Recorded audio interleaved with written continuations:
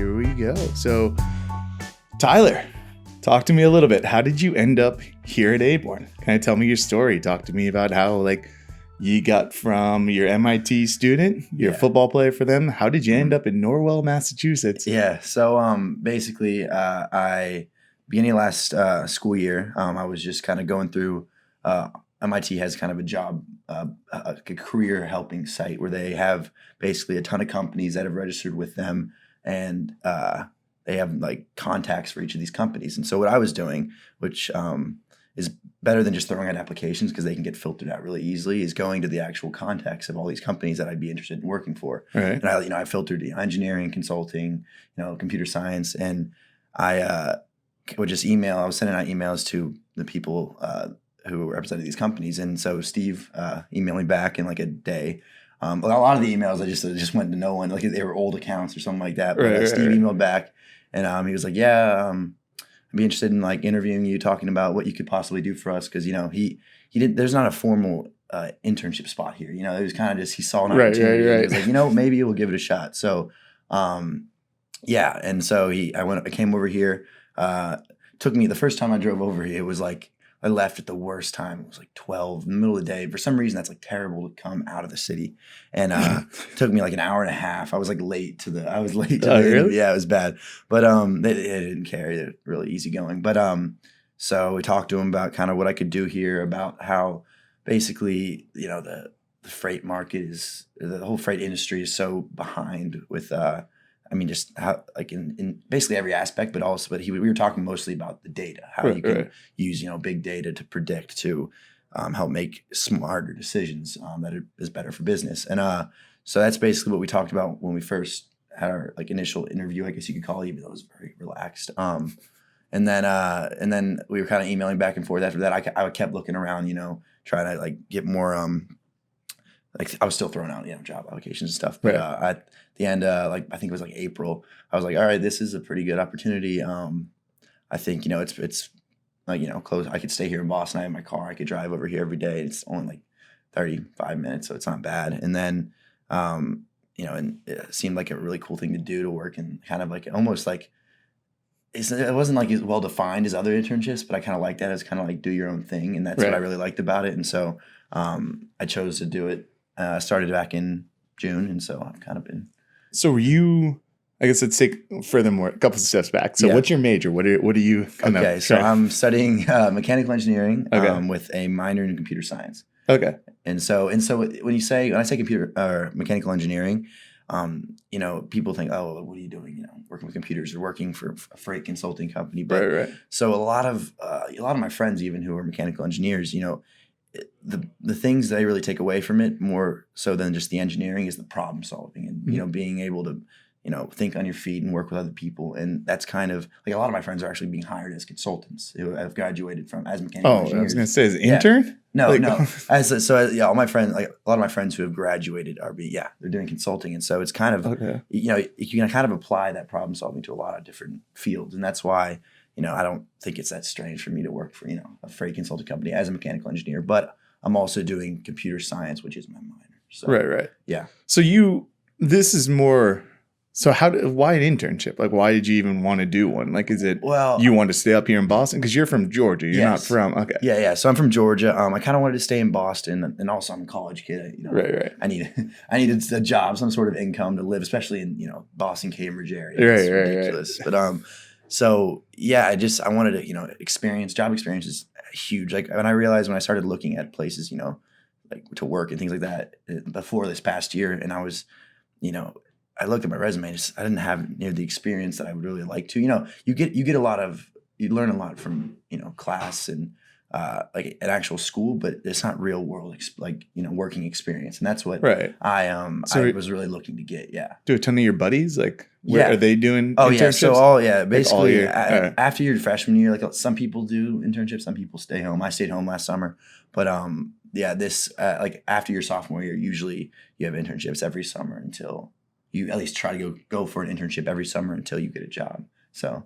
And that's kind of that's optimal. That's what you want. Right. So yeah. So and you just went out of your way, making sure that you were like emailing everyone, or how did that work out? I mean, I didn't have a ton of experience under my belt, Right. and I think I could obviously be a good addition to these places, but when you throw out your resume and they have these filters that they can just they don't even talk to you, they don't even consider you. It's like the machine just cancels you out, and so Right. you get a lot less exposure that way. And Mhm. so that's why directly emailing people with a well-worded email, like saying basically being more personable, Right. having a direct connection with the recruiter, the employer, that helps a lot when I guess when trying to get a job and trying to talk to them. And so, yeah, that's kind of why I was, kind of sending a bunch of emails out. And thank God I talked to Steve and he replied, and it worked out from there. So how did that conversation go? How does like a 18, like 19-year-old Yeah. kid, how do you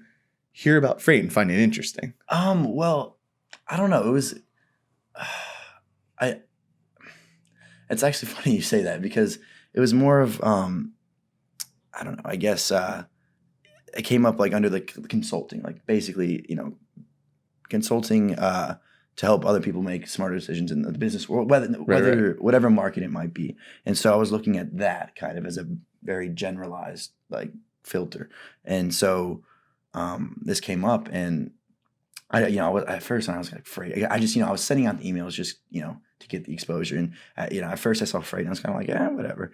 And then I talked to Steve more about it, when I came here, Right. And talked to him, with the interview. And I was actually kind of surprised with, how much room for improvement there is in the market. Like he was talking to me about how they do certain things and how much data is available, but they don't even use it. And I was kind of like, whoa, this is, you could really do a lot with this. And he also told me how he was just hiring the data science team. Back then he only had Nate, and so now he has Nate and Steve, and then I'm kind of helping them as their intern. And I actually really like that because it's nice to have a small, not like a massive like team you're working on, like a small team that you can kind of personally like talk to a lot every day and work with. And right. So that's like what really made me want to come here.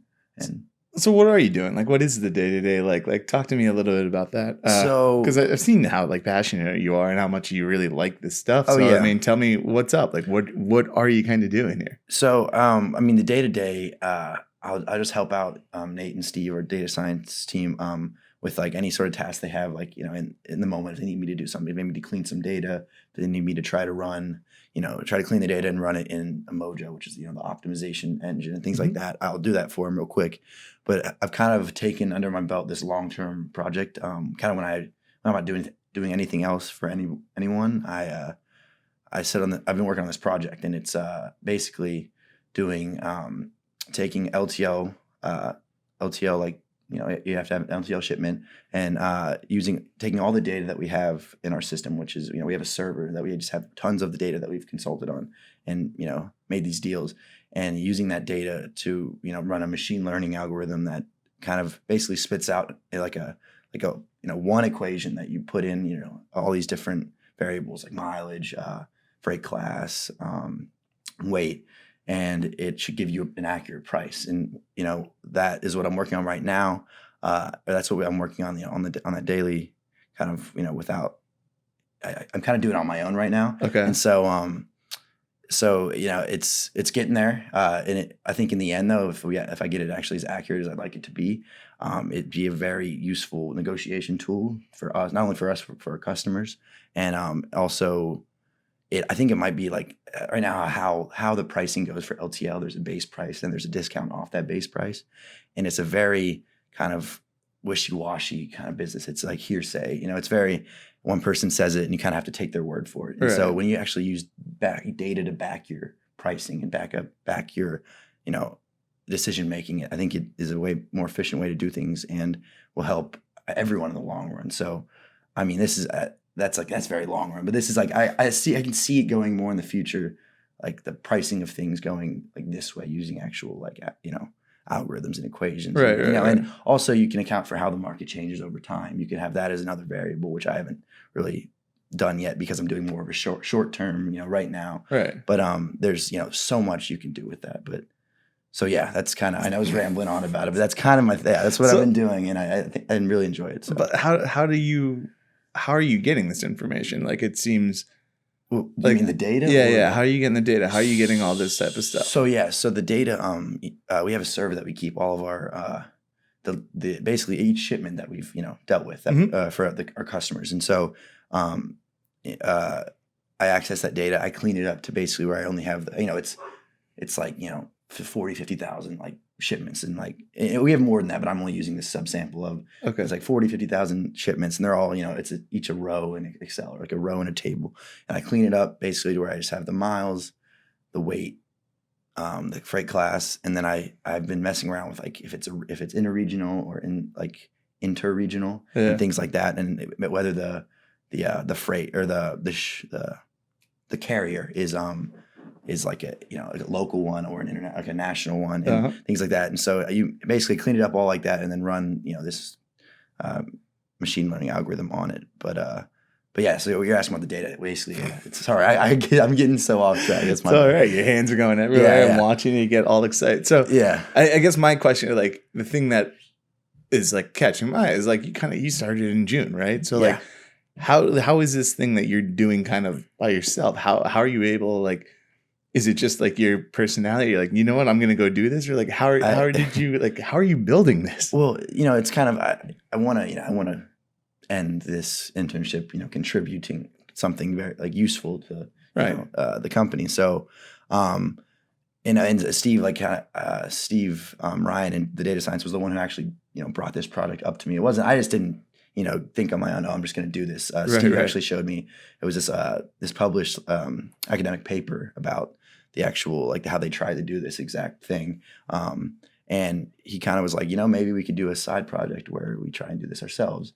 And so as I've started to do that, I kind of took it upon myself, because I thought it was very interesting to work on it when I'm not working on anything else. Right. And now right now I'm working on that mostly, and I'm planning on giving a presentation at the end, and kind of hopefully by the time I end my internship, I have it to a point where it's maybe not like a fully finished product, but it makes sense, and it actually is outputting reasonably accurate prices. And then I'm also to hand off the project to the data science team once I leave. Right. That's like making it easy for them to carry it on. But yeah. So I think yeah. I'm rambling on again. That's insane, though. Yeah, it's the fact that like it's a project that was more of a passion project. Now it's mainly the thing you're working on. Yeah. Like, yeah. What's it like when you go talk to your like buddies back at like school? Like, what is this just completely unique, or like no? So a lot of my friends at school actually are computer science majors, and a lot of them look into data science. And I was talking to them about it, and it's actually kind of right down the alley of like what they do. They do a lot of machine learning, artificial intelligence, and one of my actually close friends is he wants to be a data scientist, and I was talking to him about it, and he was like, yeah, that sounds like really cool. And I've even like asked him for like help, like tips on things, because he's graduated already and things like that. But yeah, so I think it's actually really cool. It's not like it's a little bit niche how it's in this market, but that like what I'm doing is actually very common nowadays with using big data to predict. And so that's a pretty common thing. And I think that's where that's where the idea came from. It's everything is moving towards machine learning, big data, and so that's kind of what made me want to. I mean, it sounds like you kind of picked up on like the cool, like the transformational changes that are occurring kind of in freight and like in the industry and stuff. Like, I guess what, like when you go tell your buddies, like how do you explain what you do? How do you kind of, how do you have that conversation? So I start by just saying, I do data science at a freight consulting firm, and they're kind of like freight consult, those words will go together. Right. I'm basically like, so we're in between customers, like the people who need to ship things, and then the carriers who ship the thing, who actually use the trucks to ship them across the country. And so I talk about how I deal more with the data science day to day, analyzing trends and changes, with all different like the pricing and different, and how pricing is affected by different modes and different all different things. Right. And then I go that's kind of the day to day. But then I talk about this project, which is, basically I just say kind of what I was saying, how, it's the same sort of data science, using machine learning to predict like principles that, my friends will use in class or what they'd learn in school. Right. I'm just saying, I'm applying it to, trying to predict prices for, shipments. And I think that, and I tell them really the reason why that's important is because it can really help you. It can really give you like a foot up in a negotiation if you're trying to, negotiate for a price or Right. no, it's better than, you don't want to show up to a meeting not knowing anything. You got to so much. It's better if you have all the cards, where you want to be and things Right. like that. And so that's kind of the biggest thing. Well, I mean, too, because you probably like experience it more, well, just because you're in like the field right now. You're learning all that stuff. Yeah. I mean, this is probably, like you kept saying, like data is the future. Oh, like, yeah. not that it hasn't been here forever, Yeah, but yeah, it yeah. is like what you're like the whole idea of like, hey, it used to be like you price based off of like your industry knowledge, but when you have that leg up that you can actually put an algorithm that can crunch Yeah. numbers that just a person couldn't do. Yeah. Like, and be able to kind of do that and combine the human insight that you probably Yeah. get here with like consultancy. Mhm. It seems like a blast. Yeah. And I think that's the biggest thing is, using, because I just started this summer Right. within this market. So I was still kind of, I feel like I have a pretty good understanding right now, but, I was kind of learning quickly how, this whole market worked, how even the interactions between, the customers and the shippers work. And so I think the biggest thing about this is, the combination, that's what you said, between, using that, just like computers to actually do the thinking for you, but then combining it with the experience that, all the people have here Right. in the freight market. And that, I think that combination is kind of a foolproof way to improve, it's, if I had that, if I had that algorithm just by myself, I wouldn't know what to do with it, and so Right. it's, nice to have people who actually know how to use it here or know Yeah. how to actually negotiate with it. So. Well, they can also look at it and probably say like, oh yeah, this is reasonable. This makes sense. Yeah, and check And stuff it. like that. Yeah. That's probably gonna be the hardest part because you're like, okay, Yeah. this data is coming out. Like, I don't know if this is real or not. Like, I Right. really don't know that. So, Yeah. what would you tell someone, like someone that's more your age, like a Gen Zer, right? You're a Gen Z. Aren't you? I don't know any of those. So, what would you tell them about freight? If they're just like, hey, I'm interested in getting involved in freight or like transportation, why would you say yes to this? Or what do you find exciting about this? Well, so exciting, I'd say, just how big of a market it is, and there's not really, it's not going away. It's not like freight isn't going to go away. Right, everyone's right. ordering things, everyone needs things shipped, physical things, because everyone's like, oh, computers are taking over everything. You can do everything on the internet now, but everyone still needs goods. Yeah. And so it's not going away anytime soon.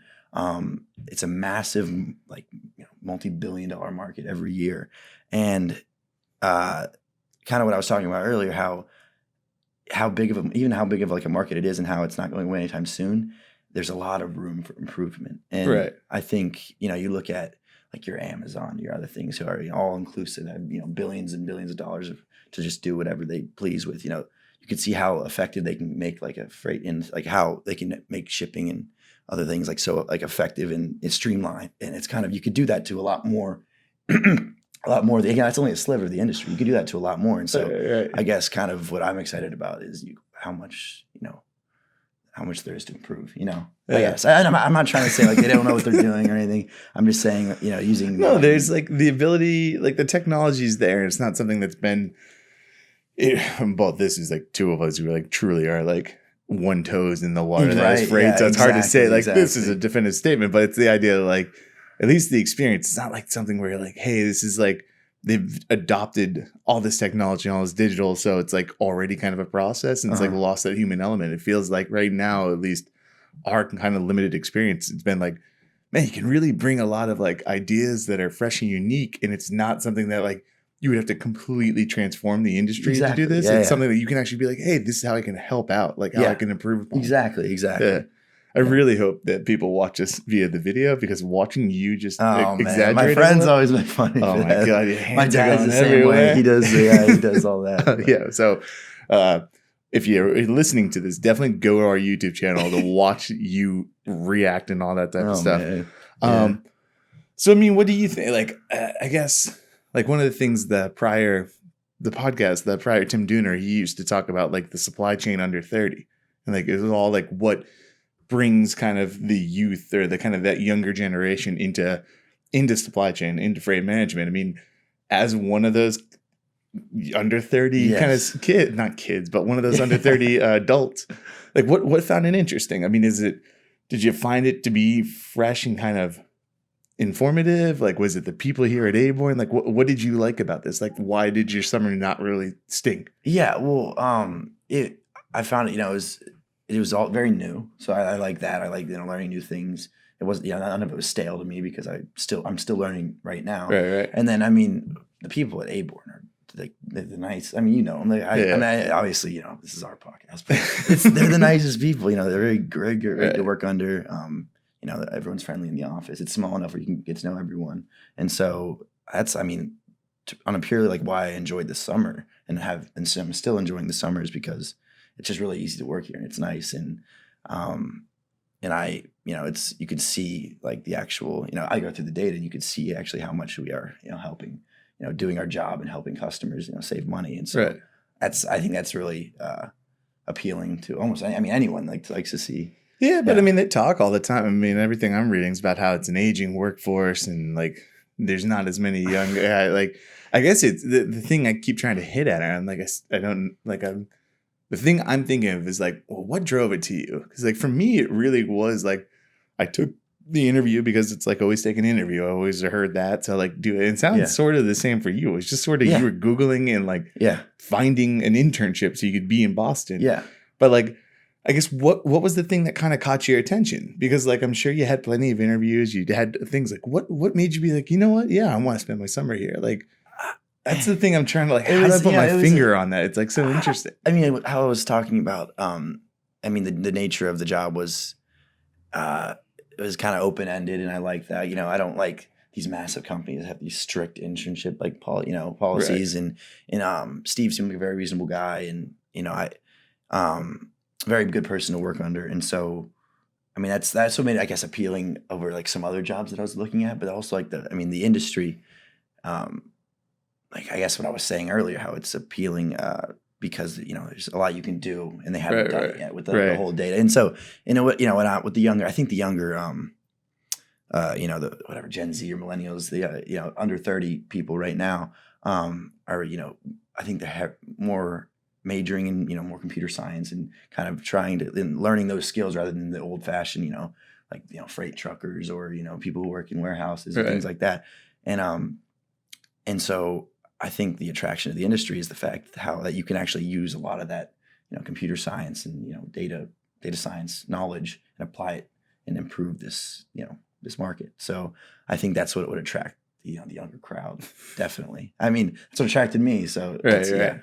Yeah, no, it's definitely, it's interesting. Mm-hmm. Like when you really think about like, because I think I'm in the same boat with you. Is it just like day one seemed overwhelming, day two seemed a little bit better. Yeah. By like the end of week one, I was like, wow, this is actually like fascinating how like stuff gets from A to B. Yeah, it's like people are so. I mean, I was the same way. It's like ignorance is bliss on this, or something. I was annoyed at truckers, right? You used to get the semi out of my way. I'm trying to drive on the damn road. Yeah, well, that's I mean, people have no idea. If they shop anywhere, it was shipped there. You don't think about. You just see it there. You don't think about. It's like I think it's like object permanence or whatever. Like once you lose sight of an object, you like forget it's there. Like forget how you forget how it gets there and how actually necessary this all is. Right. I think you and I both saw that as soon as we started working here and seeing the processes behind. At the very least, it made my commute better. Like driving, I'm like, I'm like, oh, I know that truck. I know that's a reefer. I'm like, what the hell? I know these things now. That's so good. Yeah. So yeah, exactly. Yeah. All right. So what's your future plans? What's your kind of outlook? Because you're about to wrap up. You're out of here in a little bit, but like, what are you going to be doing? What's your plan going back to college, MIT? Like winning what can you win with MIT football? Like, is there a national championship? So what is there? If we're going into that, so we actually did. We played Division II football in the new MAC, and we actually this past season we won the new MAC, or we won our region, which is pretty big. It only happened one other time in our program history, which was back in 2014. And so this past year we had a new head coach. We won the new MAC, and then we went and played in the college playoffs, the Division II playoffs, and we played Johns Hopkins, and we lost. I said Johns Hopkins, but we lost first round, but it was still really cool, making it to the playoffs for the second time in history. Right. And so this coming up year, we're keeping a lot of we have a lot of returning starters, so it should be good. Hopefully we have a good season. It starts in a couple weeks. That's when I'm leaving here to go straight to camp. It doesn't. So what do you mean? can't like I know most like D1 right now. Oh Camps yeah, are they're going or- right now. So that you can't Yeah. have a. So we're doing like football workouts and stuff like Right, that. right, But right. you can't have an actual formal camp, at least in Division 3. More than I don't know if it's like 3 or 4 weeks before your first scrimmage or game. Oh, how the hell So- do you do that? Like, I don't know, man. How's It's your body just- gonna be ready for that? Yeah, Like, I don't know. normally that, It's like, it's so month camp before. hits hard. Yeah, Yeah. that's the thing. But also, Yeah.